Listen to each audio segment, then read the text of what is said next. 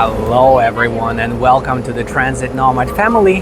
Today we are going to be discovering London's public transportation and I'll be sharing my first impressions since I just arrived here earlier this morning, and I'm beginning to explore it personally here in London in 2025. Before we get started, I do want to let you guys know that I'll be in town for a couple of weeks, and at the end of this trip I'll be recording my final verdict video comparing London with other cities to help you decide if you should visit yourself, while also saving you lots of time and money with practical tips on how to get the most out of your trip. This will be an exclusive video, but you can easily gain access to it by subscribing or donating any amount on buymeacoffee.com/transitnomad or through the link in the video description below. With that being said, let's begin discovering London's public transportation. As you can see, they have lots of pretty cool double-decker buses here. This is arguably the best modern bus design. This bus design is the replacement for the iconic Routemaster bus that was operating in London for many decades, and you can actually see one behind. So you can see the old version on the left and then the new version on the right. I think they did a pretty decent job redesigning that bus.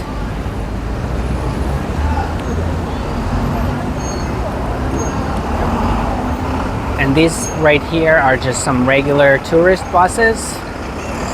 Another city bus, not a double-decker, just a regular city bus. And then we see that Routemaster standing there, the original one. Hopefully it's gonna get going in a little while here. You can also see that this, okay, it's going now.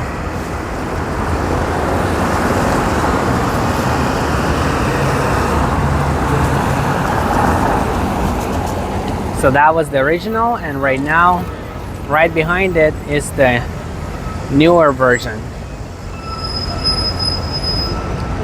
I believe it was designed around 2013 or something like that. I might be wrong on the exact date, but it was an effort to come up with a new double-decker bus that would be just as iconic as the old one. And again, from the looks of it, I think they did a pretty decent job. In general, the number of buses here in London is definitely very impressive. Also, lots of trains, and also lots of beautiful architecture. Very impressive city.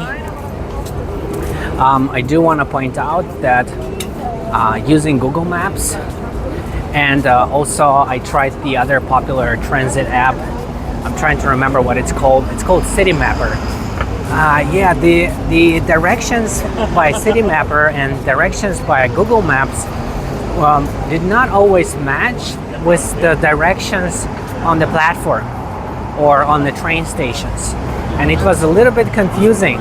For example, Google Maps would tell me catch the train towards this destination on platform 2, and then on platform 2 there would be another train listed and not the train that I'm looking for, or the destination would be different, or the Google Maps or the other app that I keep forgetting, City Mapper. Sorry, I just learned about it today. So anyway, it wouldn't tell me the platform number, and it would take a while to find the correct train because the platform number is not listed. So that is another one of those things that make it a little bit less convenient, a little bit more confusing. And also, I'll be honest, a part of it has to do with the fact that I had the red-eye flight from Los Angeles. It departed around 4 o'clock in the afternoon, and obviously I did not sleep. It was too early to sleep, and then it arrived in London like at 10 o'clock in the morning. So I don't know, it's kind of hard to do the math, but I did not sleep for a very long time, and that definitely also plays a big role in how long it takes to figure out public transportation. But in some cities, it's really just so simple and so straightforward that you don't have to worry about anything. The good part about London is that they let you pay with credit cards. You just tap and board. You don't have to worry about buying tickets or transit passes or calculate which pass is right for you, and all that stuff is calculated automatically. There is fare capping, so you're not gonna pay more than a certain amount. But it does get a little bit complicated if you're trying to get an idea of how much it's gonna cost, because everything depends on the zone. There are lots of different zones within the city of London, and it depends on what time you travel, it depends on how far you travel, and also it depends on what kind of train or bus you take. Usually taking buses is less expensive than taking trains in London. That includes the subway, also known as metro, also known as underground, also known as the tube. That is the more expensive option. If you were to ride these double-decker red-colored city buses, it would cost you less than riding trains.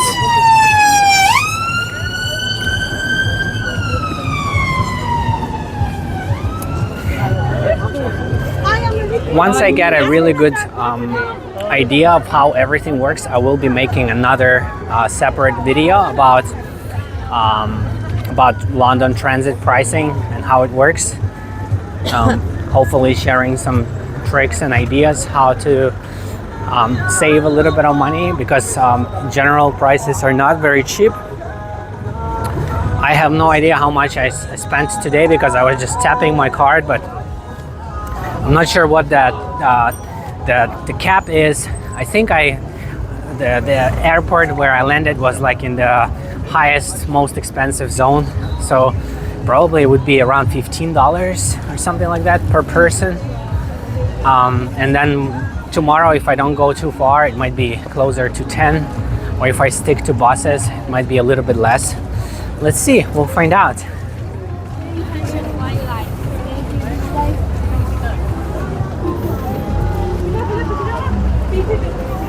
And even though I'm pretty tired, but I am pretty happy that I took the red-eye flight, because this is a great way to reset time zones within your body.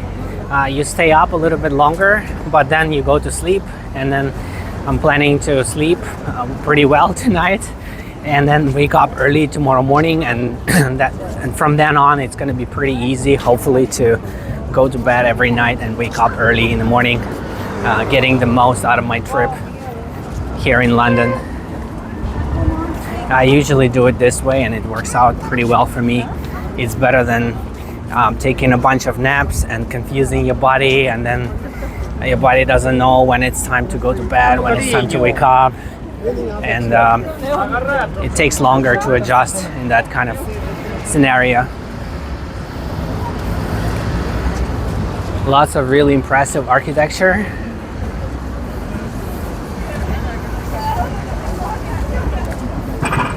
Also, you can see people dress up very nicely in London. Not everyone, but it's more common to see good-looking people here than in the United States, let's be honest.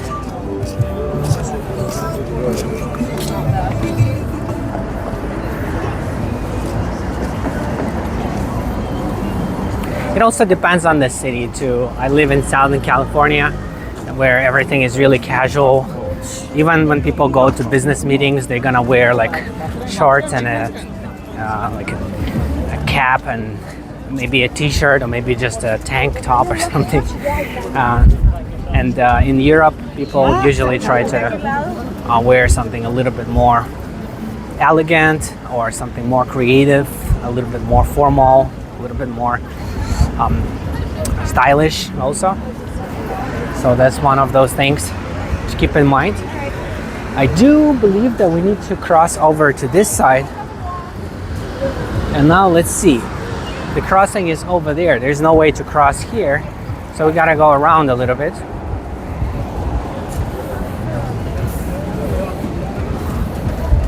Actually, not a little bit. It's quite a lot. One of those things in London because they drive on the other side of the road. Most countries, most cities, they drive on the right side, but in London they drive on the left side, which means you have to look the other direction, the other way when you're crossing the street. Or it's better to just look both ways.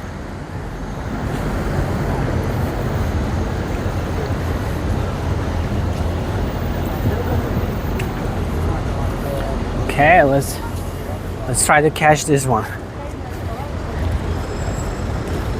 You can see it turned green and then it started flashing yellow, and now it's almost out of time. So it's pretty quick how it changes. Basically, you gotta cross the street quickly. You don't have any time to waste, which I think is a good thing. In the US, in some cities, it's taken really long time for it to turn green and then to turn red, and then everybody has to wait. Sometimes a bus has to wait for like 3 minutes for all the cars to go through, and if you're a pedestrian you also have to wait longer, and the other way around too. If there's nobody there but somebody pressed the button, then all the cars have to wait, which also sucks. So when it's quicker, it's better. I like that part about London. I did notice the frequencies on many routes are pretty good. I noticed 5 minutes, 7 minutes, 10 minutes. I don't think I've seen anything over 15 minutes. 15 minutes is like the limit, I think.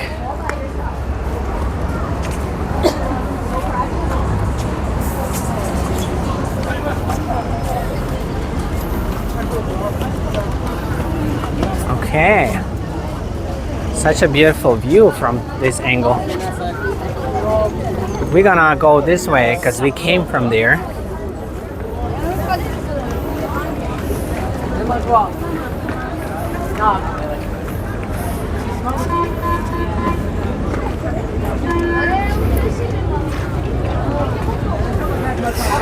Another thing I noticed about public transportation in London is that it's very, very popular among both tourists and residents of all income levels.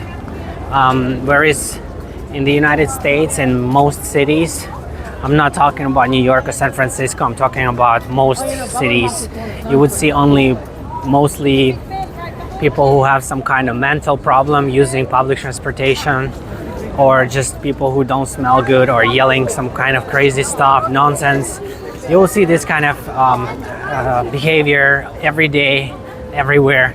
In London, you will see 99.9% just normal people just acting normally, getting to where they need to go without doing anything crazy, which is great. And this is what makes everyone else feel comfortable when it comes to choosing whether you want to drive or use public transportation.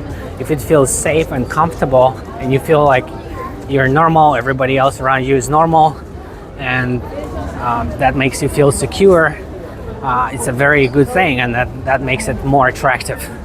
And then that's when people consider, like, why would I drive? I can just take the train or take the bus, save time on parking and save money on insurance and all that, and also contribute to the better environment. And maybe if I'm not driving, I can use that time on the train to just relax, enjoy the views, listen to some music, or do some work on my laptop, or read a book.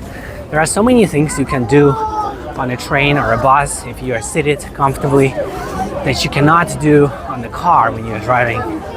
So definitely I'm a big fan of public transportation. Even though I have a car and I drive, if I have a chance, I would always choose to take public transportation, unless I'm like driving somewhere to the mountains, in the middle of nowhere, in the desert, to go hiking.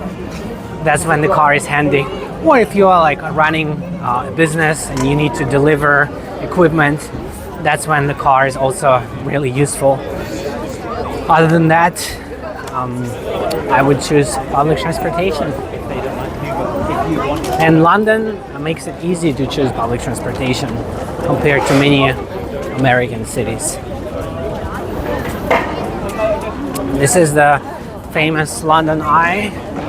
I've seen lots of these kind of attractions in different cities across the globe, and I can tell you that this is definitely one of the biggest that I've ever seen, probably the biggest one. It's really, really huge.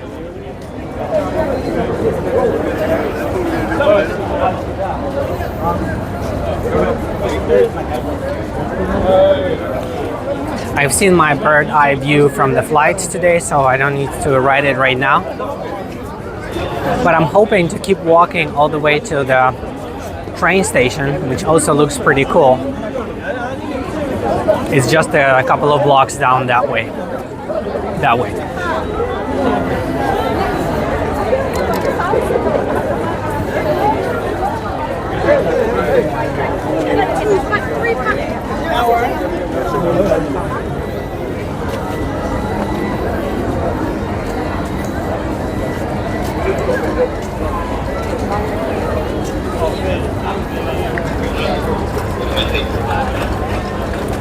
If you guys have any questions or comments, or you want me to take a look at something while I'm in London, feel free to write it down in the comment section below, and I'll take a look, and if I have a chance, I can try to make it happen. After London, I'll be heading to, I'll be exploring some cities around London as well, exploring some vintage transit vehicles. They do have some transit museums I'll be visiting and trying to catch those old school buses that are no longer in regular city service. And also, I am planning to visit Belgium, which is just a 2-hour train ride from here, and stay there for also a couple of weeks and explore different cities in Belgium, starting with the capital, Brussels, which is also kind of like the main city in the European Union. And Belgium has lots of really awesome underrated cities that look really, really attractive that I cannot wait to explore, with beautiful tram systems and very nice, elegant architecture, and lots of things to see and places to visit. And from there I plan on going to Eastern Europe, Romania, Bulgaria, and I really like those destinations because they offer so much more for less money. The cities are cleaner, and public transportation is cleaner in many ways, and in general everything is cheaper and more comfortable and less competitive, and you can enjoy more overall. Let's see if I'm right, because I haven't been to Bulgaria or Romania yet, but I've been to other countries in Eastern Europe, so I'm talking about those. That's how I use those as a reference. Now, what do we see here? We see public toilets. Let's take a look and see if they are free or you have to pay. Because I've seen a lot of complaints from people that mention that London does not have free public toilets. So let's see. Okay, it's closed. It's shut down, and when it is open, you do have to pay. So I guess those people were right. But we did see one free toilet today at the train station. So if you really have to go and you have time to spend 1 hour to go to the train station to use the restroom, if you don't want to pay for it, you do have that as an option.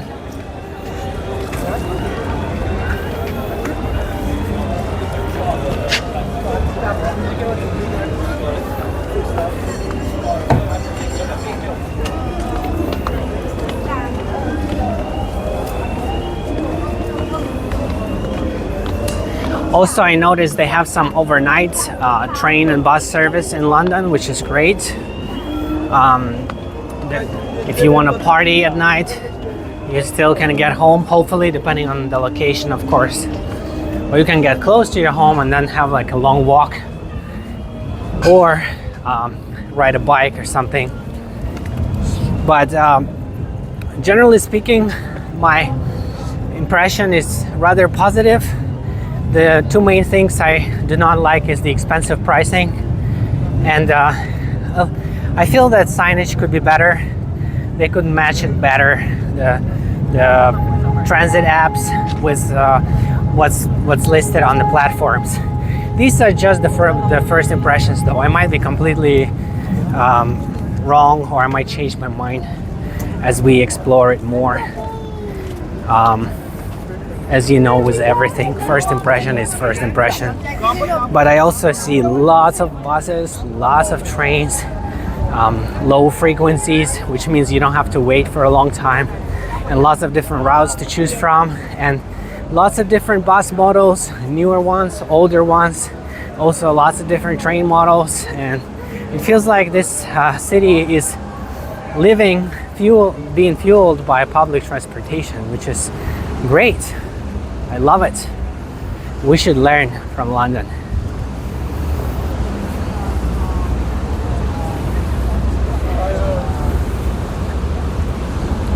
And I did walk in the opposite direction from the train station because I really wanted to see this beautiful sunset view from this bridge. And I think this would be a good point to kind of wrap the video up and let you know that as an active traveler and business owner with experience, I might be able to assist you with trip planning, life coaching, or business consulting, with all the details available at buymeacoffee.com/transitnomad or through the link in the video description below.